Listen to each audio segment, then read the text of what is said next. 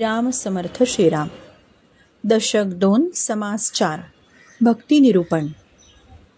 समर्थ दासबोधात म्हणतात, कर्म नाही, उपासना नाही, ज्ञान नाही, वैराग्य नाही, योग नाही, धारिष्ट्य नाही, काहीच नाही पाहता. कितीतरी माणसं जन्माला येऊन हीनपणाने जगतात.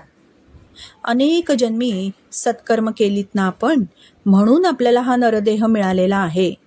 पण याची कल्पना कितीतरी लोकांना नसतेच. कायेने, वाचेने, मनाने भगवंताची पूजा करावी, सद्गुण जोपासावे, सदाचार आचरून आत्महित करून घ्यावं, याविषयी समर्थ सांगतायत. इथे कुठेही टाळ कुटणे, तपश्चर्या करणे, रानावनात जाणे, संन्यास घेणे, कोणताही असा आग्रह नाही. त्यांच्या वचनांमधून माणसांनी स्वधर्माचरणाने राहावं अशी कळकळ मात्र तीव्रतेने दिसून येते. जन्माला येऊन माणसांमध्ये नीती, न्याय, सरस्वतीचा वाग्विलास यापैकी जर काहीच नसेल तर, किंवा शुभ अशुभ यांचा विवेक नसेल तर, किंवा कर्म उपासना यांचं अधिष्ठान नसेल तर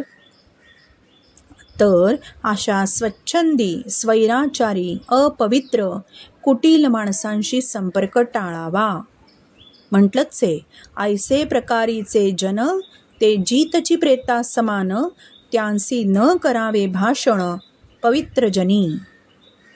आज जे कोविडच्या काळातले विषाणू म्हणा, किंवा येऊ घातलेले अनेक पॅन्डेमिक्स असोत, किंवा आतंकवाद, अनेक भ्रष्टाचार, अनेक कुटील राजकारण असोत, या सगळ्या जीवाणू रोगांचं कारण आचार आणि मानसिक अपवित्रता म्हटल्यास वावगं ठरू नये.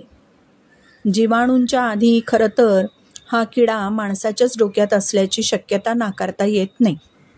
म्हणूनच आपल्याला काय करू नये आणि काय करावं याचा तारतम्याने नेटका विचार करावा.